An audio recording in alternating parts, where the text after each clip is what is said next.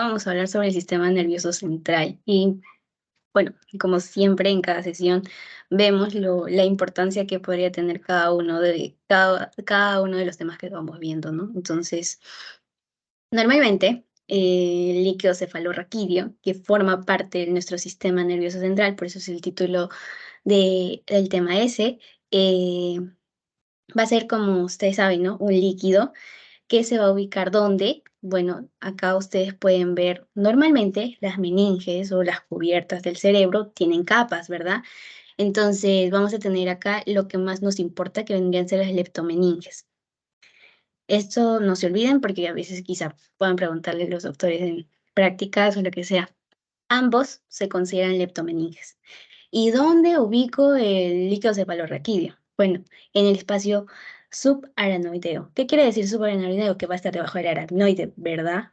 Entonces, en ese lugar va a estar la ubicación del líquido cefalorraquídeo. Obviamente que, como ustedes ven acá, hay un líquido medio blanquecino. En realidad, el líquido normal del líquido cefalorraquídeo va a ser algo claro, incoloro. Entonces, lo que tienen que tener en cuenta va a ser que a lo largo de todo el sistema nervioso vamos a encontrar líquido cefalorraquídeo. ¿Por qué? Porque obviamente el estudio que quizá más vamos a pedir, en este caso, si nosotros sospechamos, según la clínica, que ya lo vamos a ir viendo, va a ser una punción lumbar.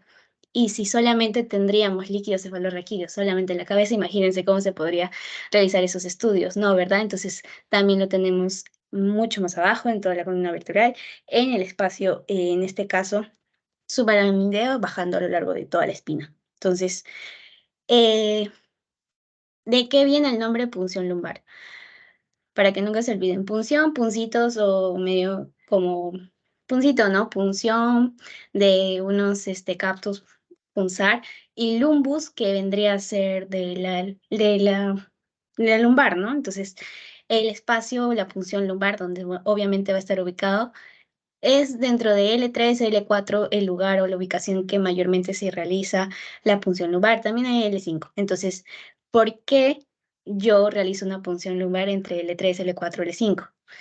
Porque como ustedes miren acá, hay eh, este amarillito que podemos ver acá, termina, ¿dónde? Para terminar el plexo, ¿qué? El que nos da los nervios y todo ello, ¿verdad?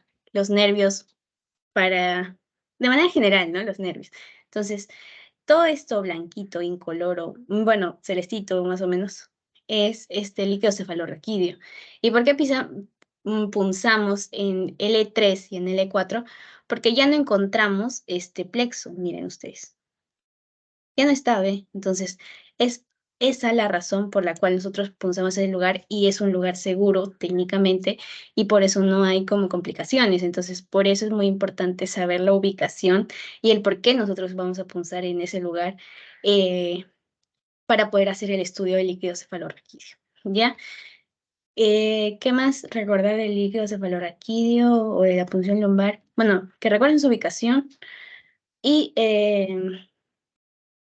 ubicación y las características de manera normal. ¿Cuánto los adultos van a proporcionar? 500 milímetros por día, es decir, 0,3 a 0,4 mililitros por minuto.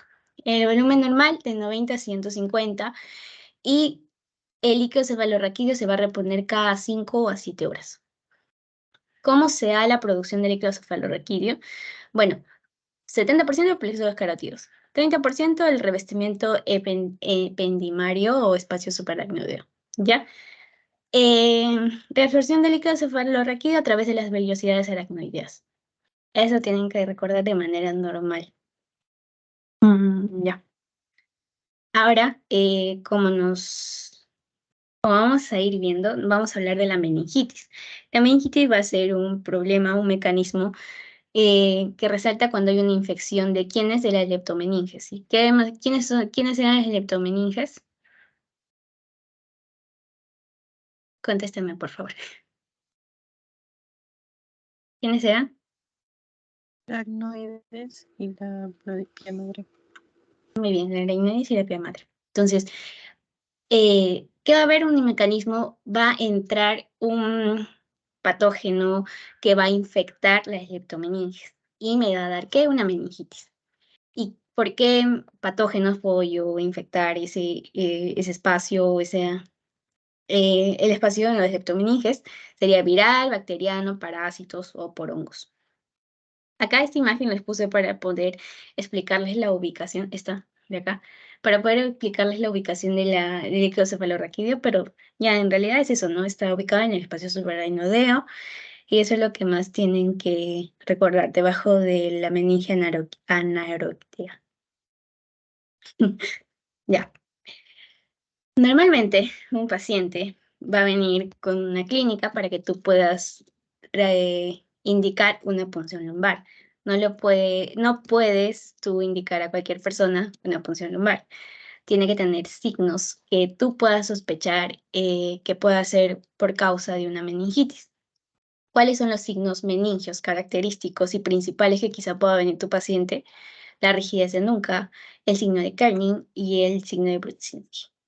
Estoy hablando en semio, medicina, pero recuerden, la rigidez de nuca va a ser la rigidez que puedas tener tú al momento de levantar la cabeza al paciente para adelante y vas a sentir de cierta manera una rigidez, ¿no? Signo de Kerning al levantar la pierna y va a tener una flexión de la rodilla, ¿no? Brudzinski, cuando obviamente al momento de hacer también la rigidez nuca, tú levantas la cabeza del paciente y automáticamente el paciente va a doblar las rodillas. Entonces, más o menos así es la clínica que normalmente vamos a ver a un paciente.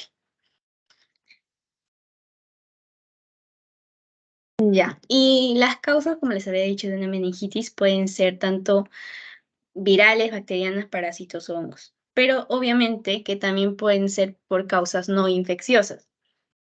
¿Por qué? Porque como vamos a ver más adelante, hay aspectos del líquido o el examen macroscópico del líquido cefalorraquídeo que vamos a poder ver quizá unas características importantes, ¿ya? Entonces, por eso también hay unas causas no infecciosas como infecciosas. En las infecciosas bacterianas crónicas, tanto agudas como crónicas, viral, hongos y protozoos que vendrían a ser parásitos y los helmintos que vendrían a ser parásitos. Enfermedades inflamatorias, por ejemplo, la vasculitis. También acá se relaciona con las neoplasias o ictus isquémico y vamos a ver más de esos, pero recuerden que hay causas infecciosas y no infecciosas. Lo que más vamos a poder ver en un líquido, las características que quizá vamos a tener que recordar más van a ser de las causas infecciosas y poder recordar cuáles son las diferencias entre una bacteriana aguda, bacteriana crónica, y una bacteriana, perdón, y una viral, o parásitos o de hongos. ¿Ya? Este es el estudio de licocefalorraquídeo, ya les dije. Esta imagen la saqué de su PPT porque me parece interesante que haya un algoritmo sugerido para que nosotros podamos realizar la cantidad de tubos que se debería extraer, ¿no? De cierta manera, normalmente se debería dar una extracción de 3 tubos, ¿no? No se hace así, creo. Pero bueno, ahí está, como para que lo puedan ver. Cada tubo nos ayuda por ejemplo, el primer tubo, en un mundo utópico que podríamos tener todo lo que quisiéramos en un seguro, va a ser para las pruebas bioquímicas. ¿Qué quiere decir eso? Pues voy a tener que analizar proteínas, glucosa, cloruro, sodio, potasio, todo lo que está acá. Ya, entonces, pruebas bacteriológicas, bueno, podría ser un ADA, que vendría a estar en relación con una tuberculosis y todo ello. Para pruebas virológicas, bueno, obviamente que quizá tendría que ser 3 tubos para eso, pero no creo que normalmente solo se hace 2 o 1, no se hacen los 3. Ya, obviamente que si tú vas a indicar una punción lumbar, tienes que tener algunos criterios, como les había dicho. Si tú sospechas de una infección meningia, como por ejemplo los signos que habíamos visto anteriormente, aparte que quizá puedas añadir fiebre, no sé, clínica que te haga relacionar a una infección que esté pasando el paciente, pues tú obviamente que vas a pedir una punción lumbar. ¿Qué es HSA? Vendría a ser una hemorragia subaracnoidea. Entonces, si tú sospechas de una hemorragia subaracnoidea, también debes realizar, es como una indicación para poder realizar una punción lumbar. Neoplasias primarias o secundarias también, porque de cierta manera tú con eso vas a poder ver las características que pueda tener o no la neoplasia. Desmielizantes, instalación de fármacos, anestesia. ¿Qué contraindicaciones hay? Bueno, hay alteraciones, cuando hay alteraciones graves de la coagulación, obviamente que no lo vas a realizar, ¿no? Imagínate que el paciente se desangra cuando le haces una punción lumbar, obviamente que no le estás realizando directamente, pero al momento de ingresar, obviamente que vas a hacer daño, ¿no? Infección de la piel, obvio, porque si tú necesitas, si tú en una espalda lleno de una infección, no sé, una infección en la misma espalda, entonces si tú punzas, perdón, ahí mismo, obviamente que vas a contaminar mucho más que quizá el paciente no tenía, pero tú ya dijiste, ah, bueno, por si acaso le hago una punción lumbar, no. Entonces, le dices, bueno, que a pesar de que quizá tenga, no sé, un tipo de hongos o algo así que puedas ver en la piel, le dices que sí, bueno, tiene que realizarse una infección, una punción lumbar, pues le puedes originar más daño, ¿no? Entonces, infección de piel, no, más si es en la ubicación que tú quieres realizar la punción lumbar, ¿no? L3, L4, L5. Hipertensión endocranial, no, porque la clínica es diferente, vómitos explosivos, ya lo van a ver ustedes, pero no, en realidad no. Déficit neurológico focal es como una contraindicación de eso. Lo importante y lo que ustedes sí o sí deben recordar van a ser los parámetros de normalidad. Sí o sí, tienen que recordar lo más importante, las proteínas, los valores normales en el líquido cefalorraquídeo de proteínas. Eso lo saqué de su misma teoría, porque eso es lo que vale para el examen. Glucosa también de 50-80, proteínas de 15-45. Cloruros también es importante porque de cierta manera he leído que cloruros con acá está más adelante. Cloruros y helada nos va a ayudar a determinar si es una tuberculosis o no. Sodio no tanto, potasio tampoco, en realidad no. Pero el lactato sí es importante, justo lo que estábamos hablando al principio. Valor normal de 1 a 3 milismol por litro. En otros miligramos por decilitro. Entonces, ¿cuál es lo importante que tienen que aprenderse? Serían proteínas, glucosa y lactato. Cloruro también, sí, ese. Normalmente, como les había dicho, el líquido cefalorraquídeo tiene un aspecto incoloro, o sea, tú no le vas a ver es como el agua, ¿no? Un aspecto súper que incoloro, no vas a tener una coloración específica. Entonces, ¿qué pasa si tú encuentras, o si tú al realizar una punción lumbar encuentras unos colores diferentes que no deberían ser?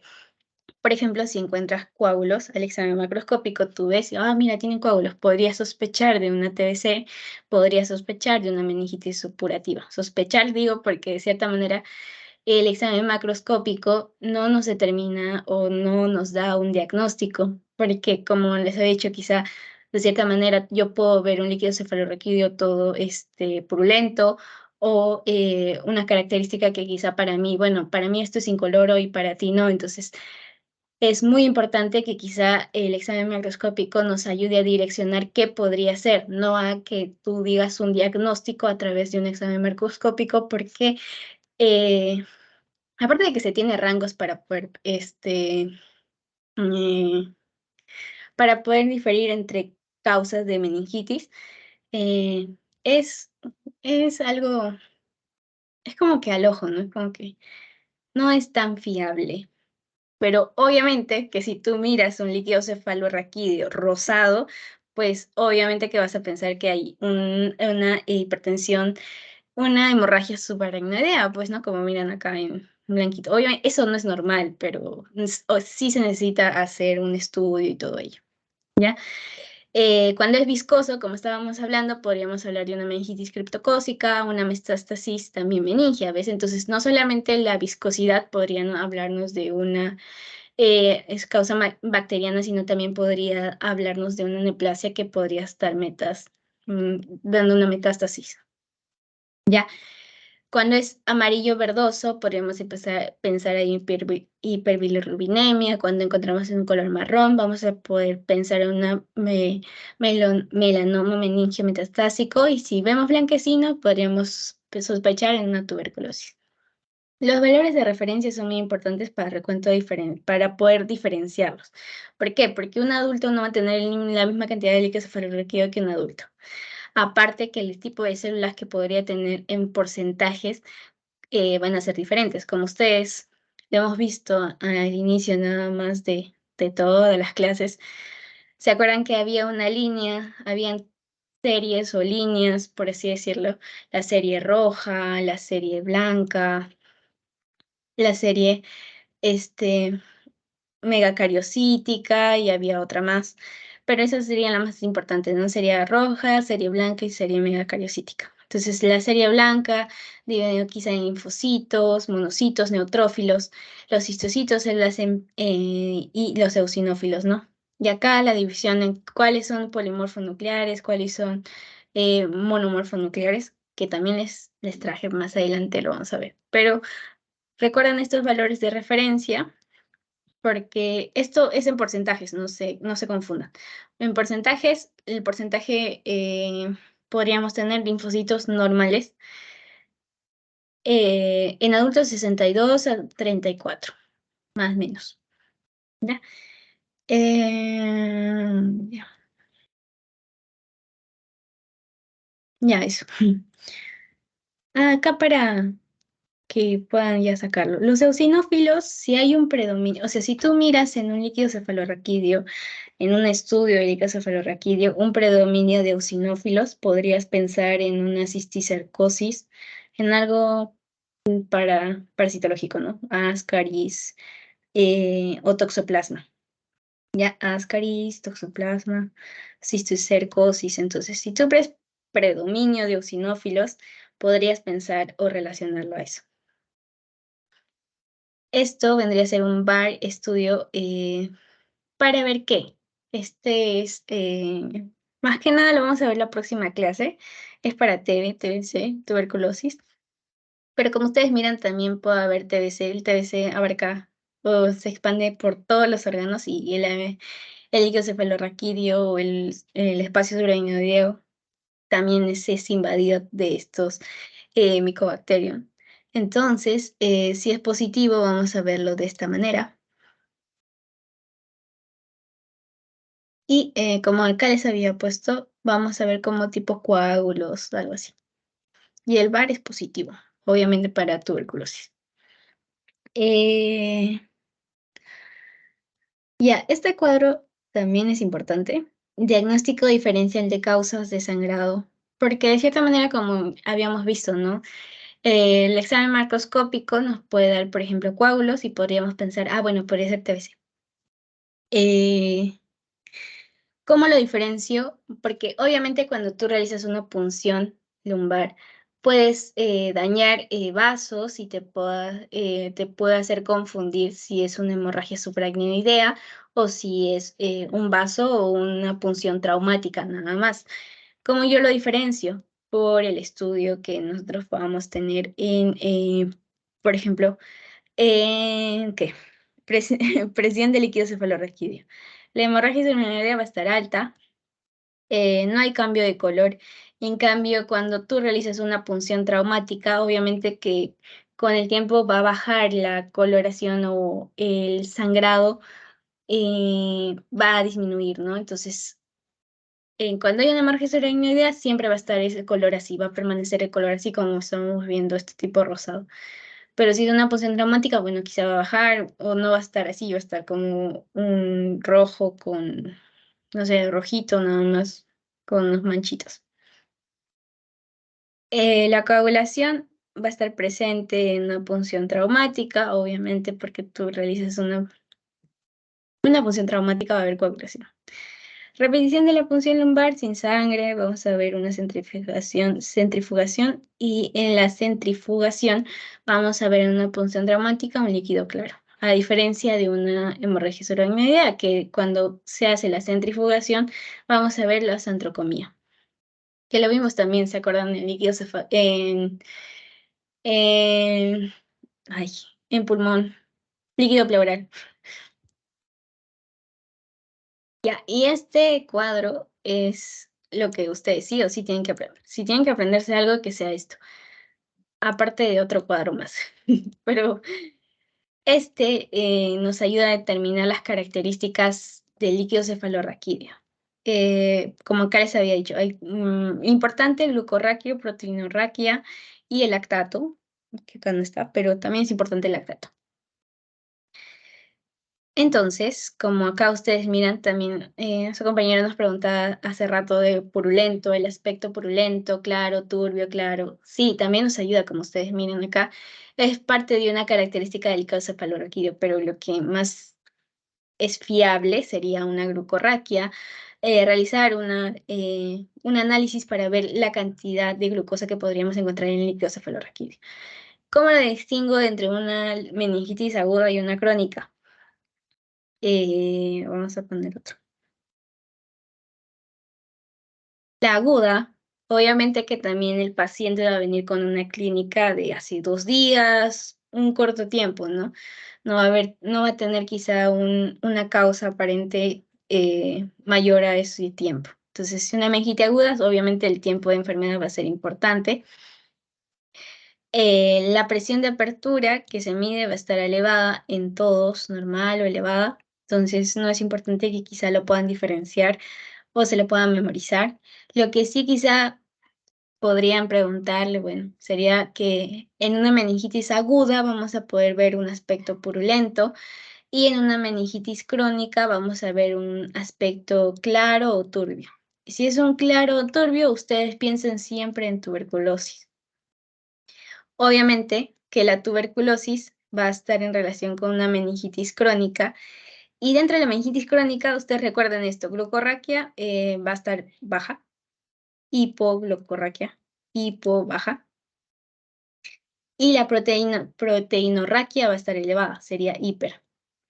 Entonces, hiper y hipo, ¿ya? Y el predominio de celularidad también.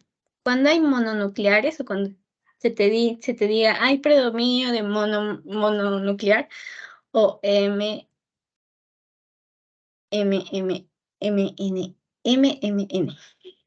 El otro polimorfo nuclear.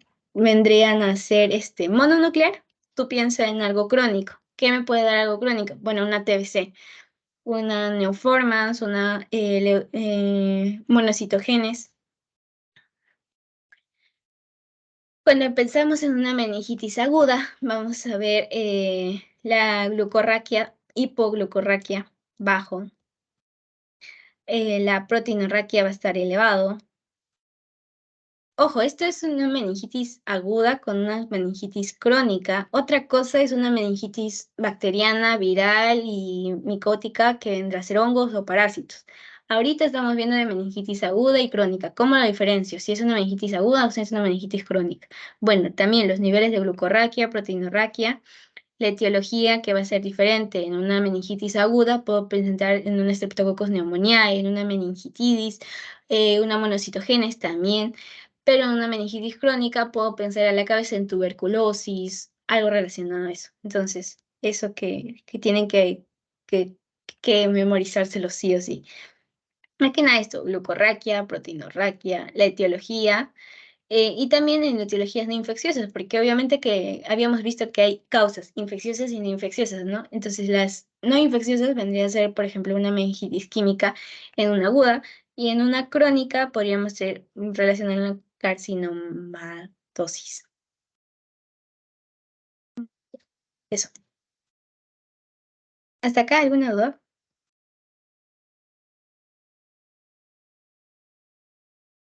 ¿No? Como les había dicho, la meningitis aguda con la meningitis crónica va a tener etiología diferente. De acuerdo al riesgo factor que pueda predisponer según la edad.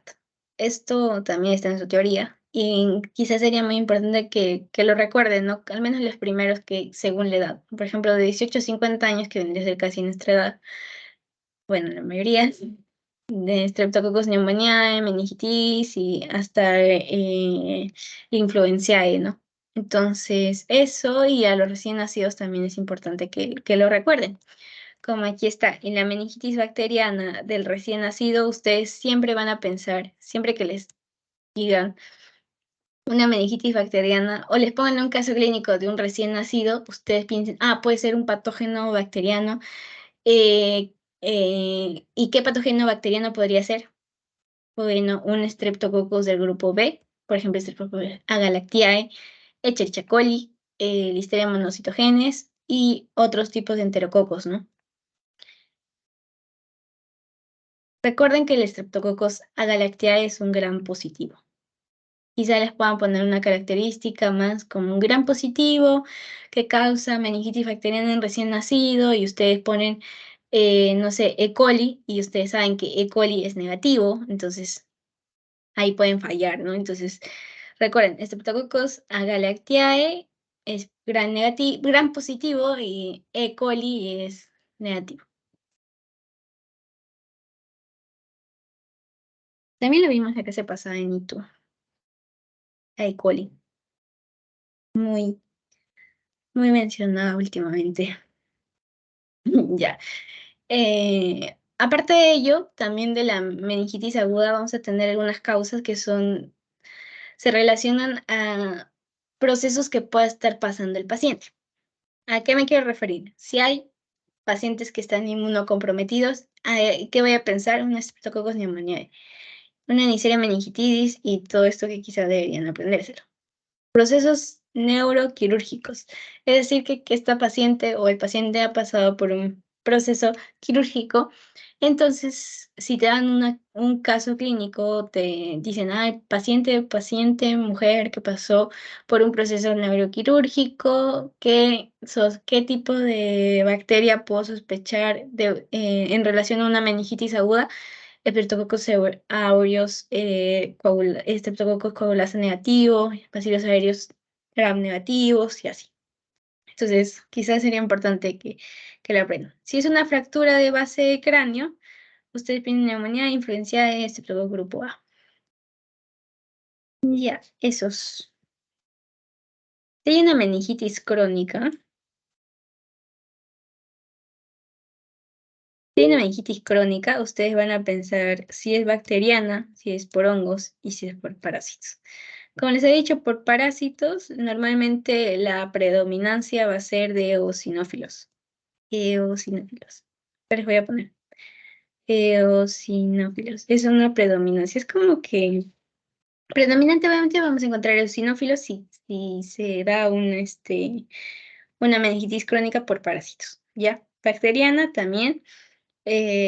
Pensamos en Mycobacterium tuberculosis y hongos también por neoformans y así. Ya. Muy importante también que se aprendan esto, ¿no? De si es gran positivo o si es gran negativo, que a veces pregunto.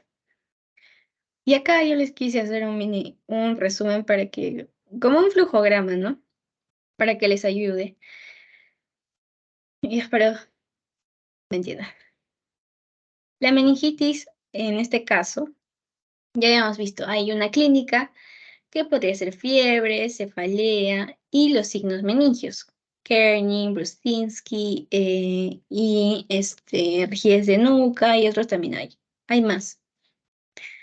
Entonces, la clínica es esa. Si tú tienes un paciente con este tipo de clínica, vas a pensar, podría ser por causa infecciosa o no infecciosa. Bueno, fiebre, cefalea, podrías pensar en una causa infecciosa, ¿verdad? Ya, ¿y cómo lo distingo de si es una meningitis aguda con una crónica? Bueno, va a existir glucorraquia. En este caso va a estar baja. ¿Qué quiere decir? Hipoglucorraquia en una crónica. Y si es una crónica, tú vas a pensar, como ya les había dicho, en TBC, tuberculosis. Aquí en Perú, tuberculosis, siempre. Meningitis aguda, líquido purulento, bacteriano, mayor gravedad. Ya. Esto les quería decir que la meningitis aguda podríamos encontrar un líquido purulento al examen macroscópico. Y recuerden que la enfermedad, o si es una causa bacteriana, va a ser mucho más grave. A diferencia de que si es una viral, la viral son más frecuentes. Entonces, puntos a tener en cuenta. Si tienes una meningitis bacteriana, va a dar una mayor gravedad. Si es una meningitis viral, va a ser, es con mayor frecuencia que se dé una meningitis viral, ¿ya? Y dentro de la meningitis aguda vamos a tener polimorfonucleares, proteinorraquia, glucosa. Hiper, hipo, ¿ya? No se confundan. Glucosa, bajito, y proteína, alto.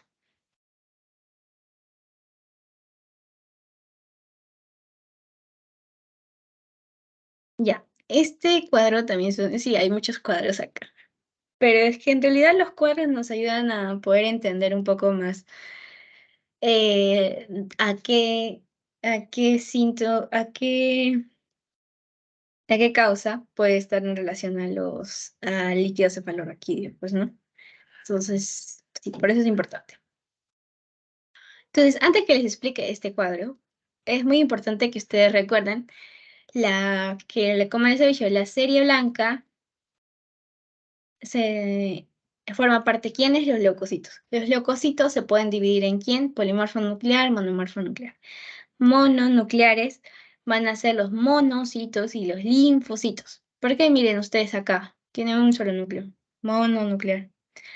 Polimorfonucleares, ustedes recuerden, neutrófilos, eosinófilos, basófilos. ¿Por qué les hago que recuerden esto? Porque a veces de cierta manera no les van a decir, bueno, hay predominio de polimorfonucleares. No, quizá les van a preguntar, predominio de neutrófilos. Y ustedes que van a decir, bueno, ¿qué es? ¿Mononuclear o polinuclear? ¿Cómo lo hago? Entonces, por eso les pongo ahí para que lo puedan recordar. ¿Ya? Y esto ya es cuando nosotros sospechamos queremos saber la causa, si es bacteriana, viral, micótica o parasitaria. ¿Ya? Si es una causa bacteriana, vamos a tener que predominio de polimorfonucleares. Polimorfonucleares. Más que nada neutrófilos. Eso anótelo. Lo voy a anotar. Neutrófilos. Bacteriano, predominancia de polimorfonucleares. ¿Qué vas a poner? Más que nada neutrófilos. Ya, de una meningitis bacteriana, polimorfonuclear, neutrófilo. ¿Qué características o qué tengo que recordar? Como les he dicho, glucosa y proteína, lo más importante que recuerdo. Glucosa abajo, dos flechitas abajo. Vamos a ver que es una hipoglucorraquia, raquia de líquido cefalorraquídeo. No se vayan a confundir glucosuria o Bueno, glucosuria sería de la orina, ¿verdad? Entonces, en este caso es glucorraquia, líquido cefalorraquia. Entonces sería una hipoglucorraquia, y en este caso, ¿qué sería? Una hiperproteinorraquia. Entonces vamos a tener una elevación de las proteínas. Esas tres características muy importantes que lo recuerdan en bacteriano. La histeria no tanto, pero vírica es importante. Bacteriana, vírica. ¿Cómo yo diferencio entre una bacteriana y una vírica? Bueno,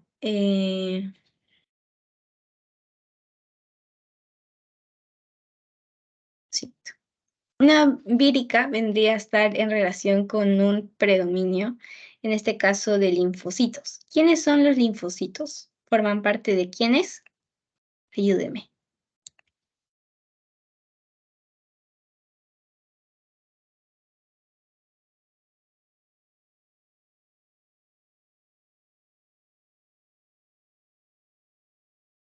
¿De, de qué sería predominancia en el líquido cefalorraquídeo cuando hay una causa vírica? ¿Polimorfo nuclear o monomorfo nuclear? Si hay linfocitos. Mononucleares. Muy bien, entonces sería mononuclear.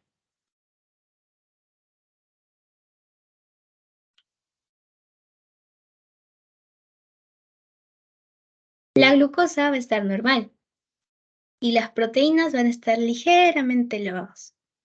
No tanto como en la bacteriana. En la bacteriana sí vamos a tener mucha elevación de las proteínas. Entonces, recuerden, vírica, glucosa normal, lactato normal. Ya, acá no está, pero ustedes recuerden también esto. Ah, no, acá les puse. Este es del librito que les dije. Quizás los que lo tienen van a recordar. Si es una bacteriana, acá había puesto que era grave, obviamente porque genera abscesos. Si es virus, es una con mayor frecuencia. La glucosa en una bacteriana va a estar muy, muy baja. ¿Ya? En hongos la glucosa va a estar baja, nada más. Y en virus va a estar normal. Va a ser un valor normal. Las proteínas, en este caso, en la bacteria o cuando es causa bacteriana, va a estar elevadas. Vamos a tener una hiperproteinorraquia. Hongos también va a estar elevada, pero no tanto como en la bacteriana. En los virus va a estar elevado también las proteínas. Entonces, en todos están elevados. ¿Cuál es la diferencia que yo debo recordar? Glucosa normal en virus. ¿Qué más? ¿Predominio de quién? Si es bacteriana, polimorfo nuclear. Si es vírica o por un virus, mononuclear.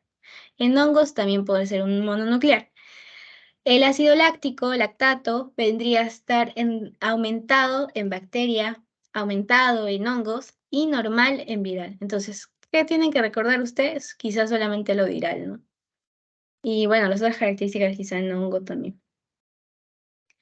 Pero lo que yo les aconsejo que se recuerden sí o sí sería la bacteria y de virus. Y las diferencias que acá les estoy poniendo.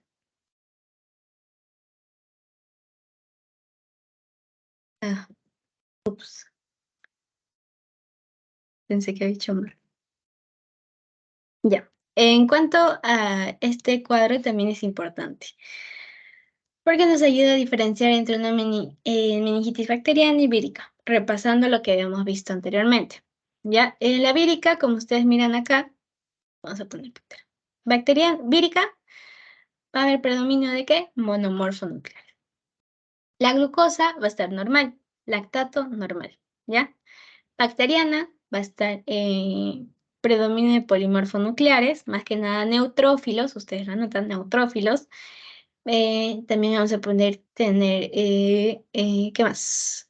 Baja la glucosa, muy baja la glucosa. Acá es una predominancia y hipoglucorraquia muy, muy baja. Las preñas son mucho más. Aparte de que los niveles también lo habíamos visto. Pero ya, bueno. La Mycobacterium tuberculosa, que habíamos visto que es una meningitis crónica, ¿es crónica o es aguda? Para que me puedan ayudar a... Meningitis tuberculosa, ¿lo relacionamos a algo crónico o algo agudo? Crónico. Crónico. Muy bien, crónico. Entonces, si es crónico, vamos a tener predominio de monomorfonucleares y la glucosa va a estar baja, no tan baja como la bacteriana, pero va a estar baja. ¿Ya? Aparte de que la clínica del paciente también te van a dar unas características que, bueno, el paciente ya viene con o con contacto TB hace 2 meses, 3 meses, un año, y algo así, ¿ya? Fúngica, que vendría a ser hongos, que vendría a estar esto baja la glucosa, predominio de monomorfonucleares. Entonces, lo que tienen que aprender sí o sí, vírica y bacteriana. Acá también les puse monomorfonuclear, tuberculosis, polimorfonuclear, bacteriana. Obviamente que el tuberculosis también es una bacteria, pero es como para que lo puedan entender una bacteria, meningitis bacteriana aguda y otra crónica. Aguda, bacteriana, normal, tuberculosis sería la crónica. Ya. Ahora pasémonos acá. No, ¿qué hice? Acá está. Ya. Es muy importante que recuerden que la punción lumbar, aparte de que tú realices la punción lumbar, también se tienen que hacer otros exámenes de laboratorio, por ejemplo, pedir un hemograma completo, y para ello se va a medir también la glucosa, las proteínas y el lactato, y todo ello también a través de la sangre. Porque de cierta manera los niveles se comparan, por así decirlo. ahí lo dejo porque es mucho más complicado, pero cuando se pide una líquido cefalorraquídeo, una punción lumbar, un análisis de líquido cefalorraquídeo, también se pide un análisis de sangre completo para que puedas tú, de cierta manera, contrastar. Ya, importante que el adenosín difosfato, el ADA, cuando es mayor a 9, mayor a 40, creo que es lo más, mayor a 9, claro, en líquido cefalorraquídeo mayor a 9 unidades por litro, va a ser que tú pienses en una meningitis tuberculosa. Es como que ya, si tú tienes un ADA positivo en un líquido cefalorraquídeo, tú piensas que es por causa de una meningitis tuberculosa. Ya, muy bien.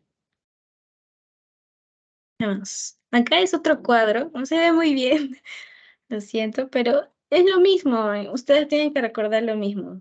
Bacteriano, viral y todo ello. Solamente que acá están otros valores que quizá les ayuden, por eso lo puse. Y esto le estaba diciendo, cloro y hada son como patognomónicos. Ustedes saben que patognomónico es como decir sí o sí es esto. Es como que esto es característico de esto, en este caso meningitis tuberculosa. Si el cloro está menor a 80 milimoles por litro y el hada mayor a 9, tú piensas en una meningitis tuberculosa. Es como patognomónico eso. Por eso también les estaba diciendo al inicio que se recuerden en cloro. No creo que les pregunten los valores normales de cloro, de líquido cefalorraquídeo, pero sí lo demás de glucosa, proteína y lactato. Y predomina donde es las células, ¿no? Polimorfo o monomorfo. Ya, eso. ¿Tienen alguna duda para pasar a responder las preguntas?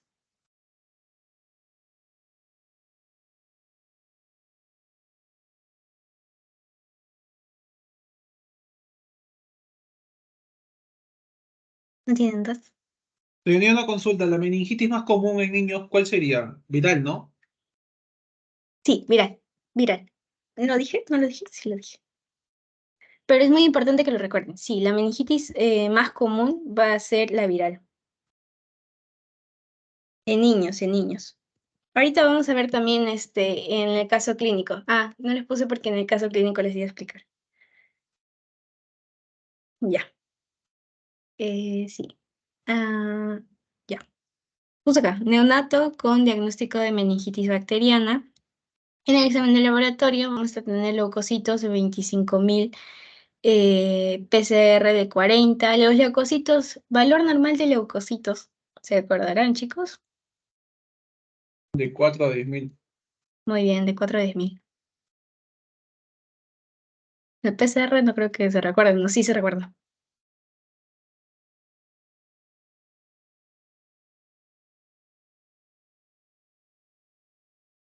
Ya, bueno, en ese caso también este elevado nos hace pensar que hay una infección, ¿no? Hay un proceso infeccioso que está pasando en el paciente, en el neonato.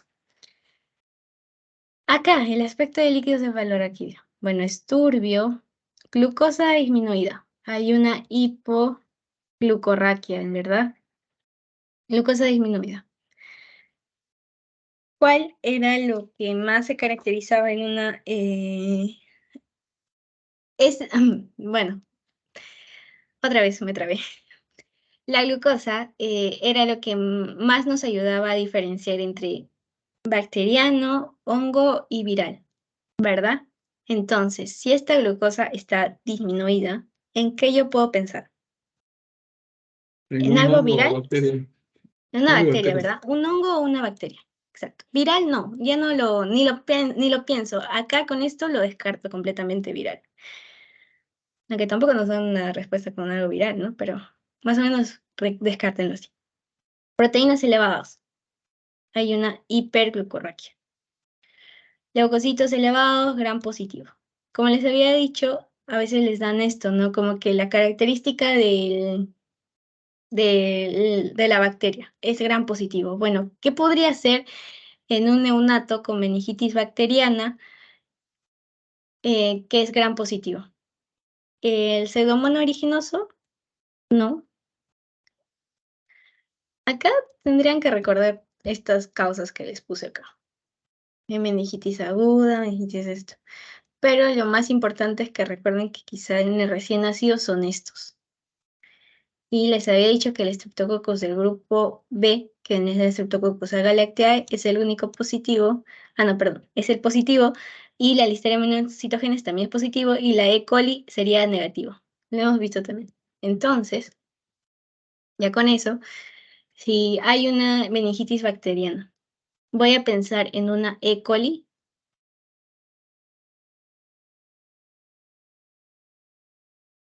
Si me dice gran positivo, voy a pensar en una E. coli.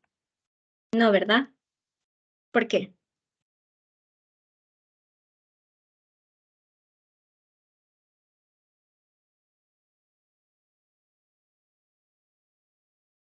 Muy obvio, ¿no? Porque es gran negativo. Ya no me quieren contestar porque es obvio.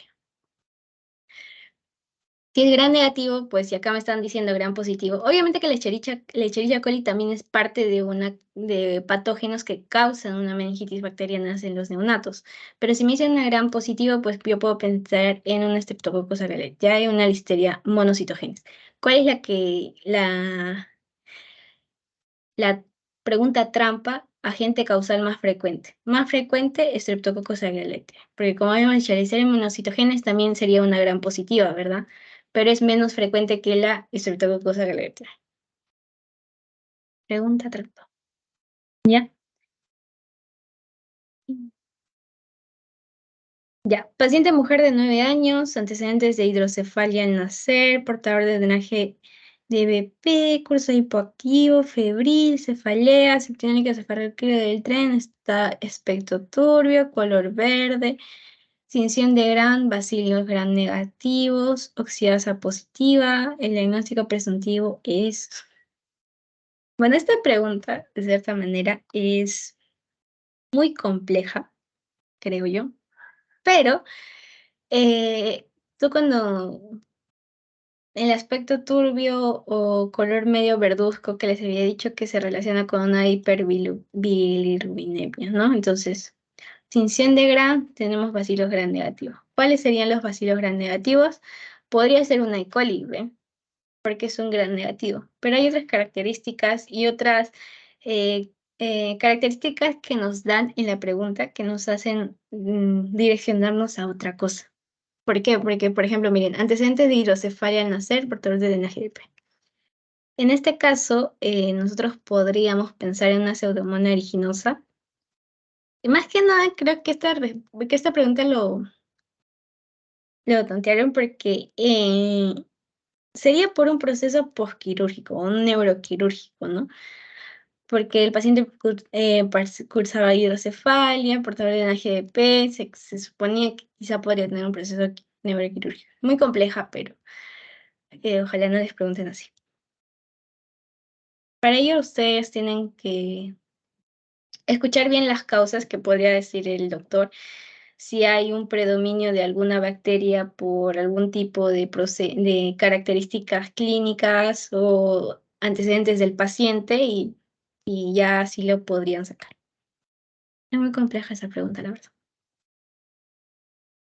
Lo puse porque de cierta manera, como para que puedan ver que con las características clínicas o antecedentes que pueda tener el paciente, con la anamnesis, la clínica, la historia clínica, que es muy importante para que ustedes puedan ver qué tipo de bacteria o patógeno se puede relacionar. ¿Ya? Recién nacido a término, presenta 2 días de fiebre, sometido a un apetito disminuido, examen Fontanelas hipoactivo, ¿qué más? Disminuido. Lo que nos importa, líquido cefalorraquídeo. Es turbio, tiene una glucosa disminuida.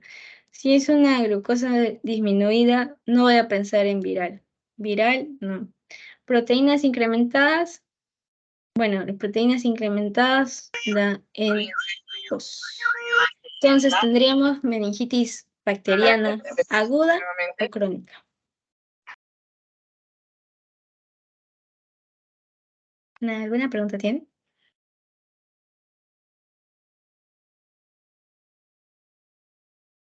Bueno, la meningitis bacteriana puede ser tanto aguda o crónica. ¿Cómo lo distingo si es crónica, si es aguda? Con el cuadro que les había dado esto.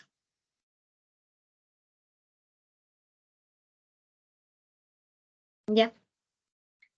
La cosa es que ustedes van a sacar con esas características, si es turbio, glucosa disminuida, bueno, proteínas incrementadas, leucocitos elevados, leucocitos era predominio de qué, era mono o polimorfo nuclear. ¿Era monomorfo nuclear o polimorfo nuclear? Y gracias a eso ustedes pueden determinar si es crónica o si es aguda.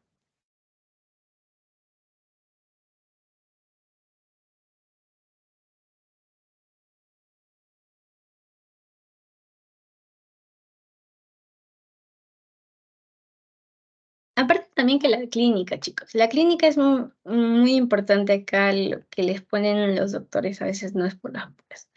2 días de fiebre, no vas a pensar que en un recién nacido, tú no vas a pensar que es una meningitis crónica, ¿ya? Los leucocitos están elevados, en este caso, mala mía, porque podría ser linfocitos monomorfo, monocitos monomorfo, polimorfo nucleares, ¿verdad? Mala mía. Entonces, los leucocitos elevados no nos da como una característica muy importante para poder determinar si es mono o si es polimorfo nuclear, como habíamos visto acá. Solamente nos habla de leucocitos. Entonces, yo quiero saber si es polimorfo o monomorfo, no nos dan acá para poder determinar si es mono o si es poli. Entonces, no me podían responder esto. Ya. En este caso, relaciónalo con la clínica. Recién nacido, a término, 2 días, fiebre. ¿Qué más? Líquido cefalorraquídeo, examen de leucocitos, una leucocitosis alta, PCR y un problema infeccioso que se está dando recién en el paciente. La fiebre nos ayuda a determinar que no es algo, por así decirlo, crónico, es algo agudo que recién está pasando hace 2 días, ¿ya?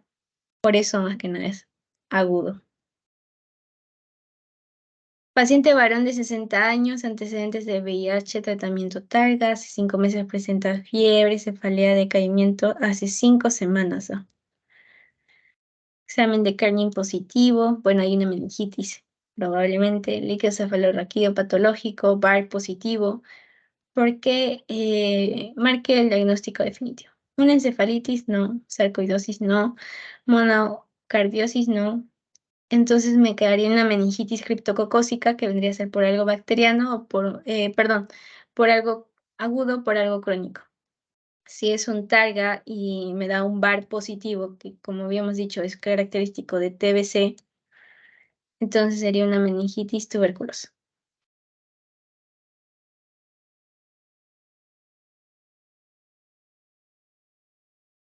Paciente varón de 55 años, antecedente de VIH en tratamiento irregular Targa, hace un mes presenta fiebre, cefalea, decaimiento, fotofobia, signos meningios positivos, líquido cefalorraquídeo patológico, tinta china positiva. Esta tinta china es un estudio que se realiza solamente para ver si hay criptococos neoformos.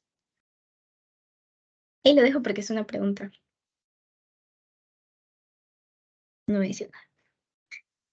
Varón de 6 años de edad con diagnóstico de meningoencefalitis, líquido cefalorraquídeo claro, glucosa de 75 miligramos por decilitro, proteína 50, lactato 2.5.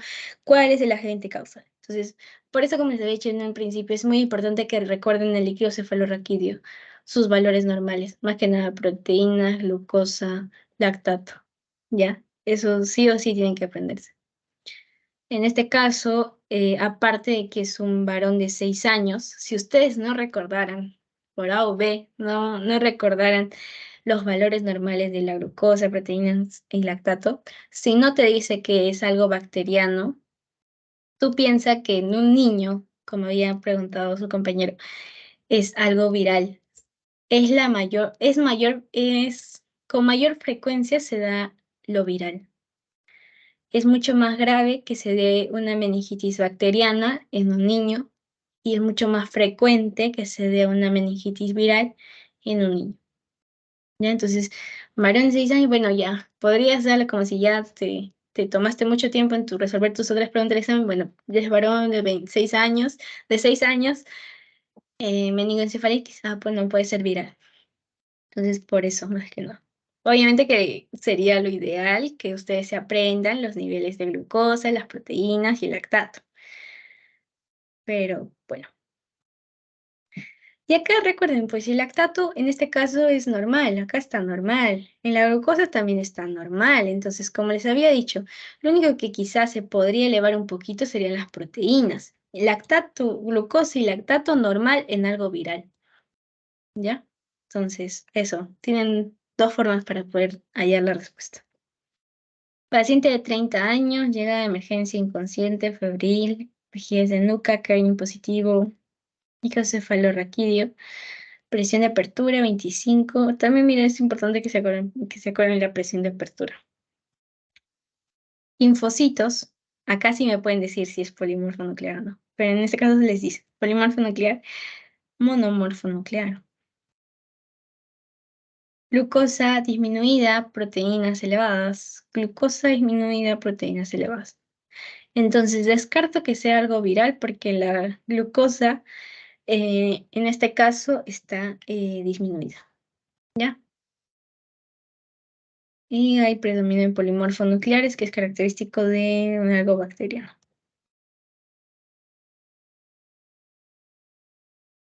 ¿Ya?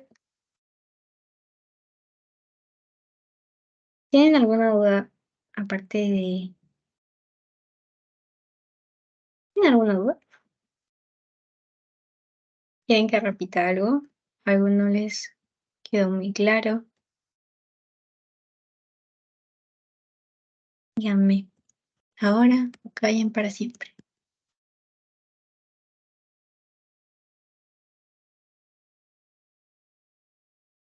En sí lo que quisiera que se recuerde más vendrían a ser los valores y cómo ustedes lo pueden distinguir en una meningitis bacteriana crónica y una meningitis viral y viral, bacteriana o micótica o parasitaria. Eso, los que más deberían aprendérselo. Obviamente que los patógenos también son importantes, cada uno que causa meningitis crónica, los cuadros que les dan, también es importante. Pero si no tienen más dudas, vamos a dejar de compartir. Ya van a tener, sí. Dejar de grabar.